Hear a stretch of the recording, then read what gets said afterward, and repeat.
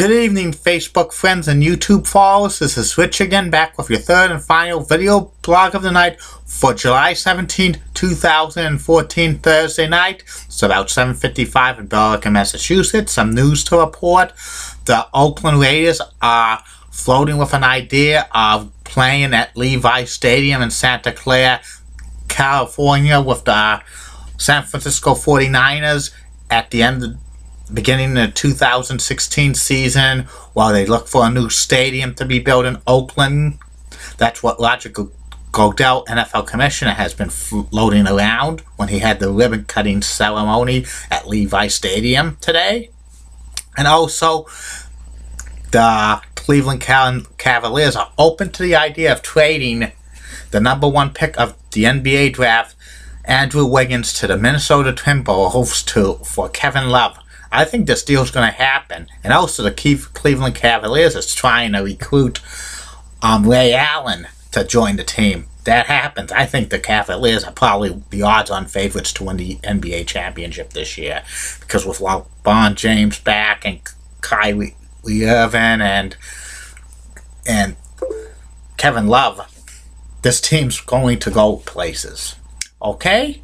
My third and final video blog of the night is about a profile of the best baseball announcer of all time, Vin Scully. Vin Scully has been calling Dodgers games for 65 years, ever since they were in Brooklyn, New York in 1950.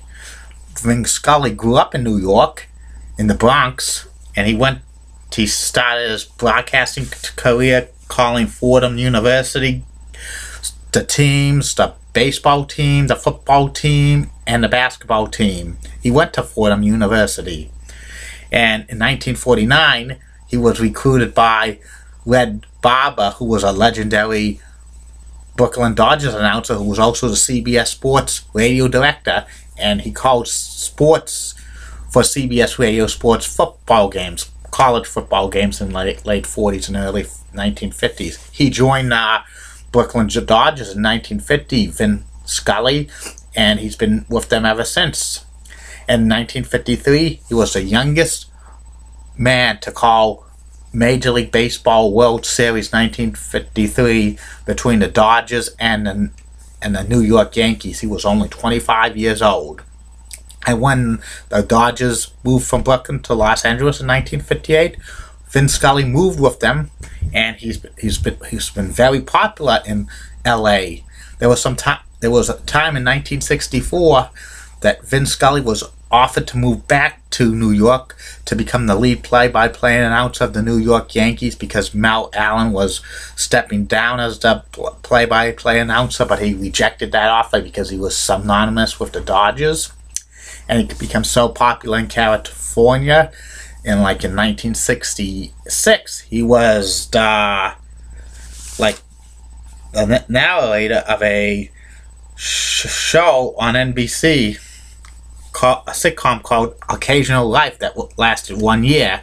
And also he hosted a game show on NBC daytime in 1969 through 1970 called It Takes Two. And also in 1973, he hosted an afternoon talk show. It was a variety show on CBS called The Vin Scully Show. And then also around the early 70s, in 1970, Vin Scully was so popular that ABC made him an offer to become the lead play-by-play announcer of Monday Night Football, but Vin rejected the idea because he wanted to stay doing the Dodgers. But in the mid-70s, 1975 to be precise, CBS Sports signed Vin Scully to a long-term contract. He was the play-by-play voice of the NFL on CBS. He was the number 2 announcer. He actually called some playoff games for the CBS network for the NFL. And it was talk that he was going to be paired with John Madden in 1981 to become a legendary broadcasting team. He actually worked 4 weeks with John Madden, but John Madden fit better with Pat Summerall, and the rest was history. And Vin was mad about that, and he was promised a Super Bowl to call a Super Bowl, and they reneged on his promise, so he left CBS Sports. But he also did the PGA golf and tennis for CBS, and In 1983, Vince Scully signed with NBC Sports to become the lead play-by-play announcer for the Major League Baseball game of the week. He was partnered with Joe Garagiola from 1983 to 1988, and in 1989 he was paired with Tom Seaver, and he called 4 All-Star games for NBC, for a National League Championship Series, and three World Series. When NBC lost the contract for the rights of Major League Baseball, he basically went back to doing a Dodgers games, and he's actually done them, ever since. That's his primary work. And I think in the 90s he actually called the CBS Radio World Series for 7 World Series on the radio for CBS Sports. When they lost the contract to ESPN in 1998, Vin was asked to do the World Series on ESPN Radio, but he rejected the offer because he was finished working national telecast. He wanted to do Dodgers games, and he's an icon for Dodger for the Southern California. Finn now has cut back on his work. He only does about 100 Dodgers games this year on the TV and the radio. He does all the games in California. He also does games in Arizona as well. Sorry about that. And he's an icon. Also, he's won so many awards. He was a 1982 Fourth Frick an award for broadcasting excellence, the Hall of Fame. He also was California Sportscaster 29 times. He's won numerous awards for sportscasting and other Hall of Fames. And he has a star on the Hollywood Walk of Fame and stuff like that. And there's been a book written about Vin Scully, 2009, Pull Up a Chair, written by Kurt Smith. And also Kurt Smith, in a book, Voices of the Game, wrote that he was the #1 baseball play-by-play announcer of all time in 2005. And also, Vin Scully, when he doesn't do baseball games, he hardly watches them on television. He actually hardly attended games. The first baseball game he attended while not broadcasting was 2004 at Fenway Park for a Dodgers Red Sox Interleague series, and he's done it again in 2010.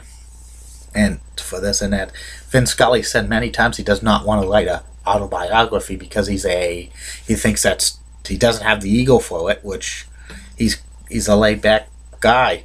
I think Vin Scully's going to continue to do Dodgers games into the day he dies. He's a legend in California, and he's probably one of the best sports announcers of all time of any sport, and it's amazing. He's still doing games today. You could see his work on Sportsnet LA, and his famous quote that Vin Scully always says during Dodgers games: "It's time for Dodgers baseball. Hi everybody, and a very pleasant good day or evening to you wherever you may be." That's his line when he does every Dodger game he broadcasts on Sportsnet LA and the radio. Okay, that's about it for tonight. I will be back tomorrow for at least 3 to 6 more blogs. The subjects that I might be talking about tomorrow is the famous Von Erich versus Freebird feud for World Class Championship Wrestling.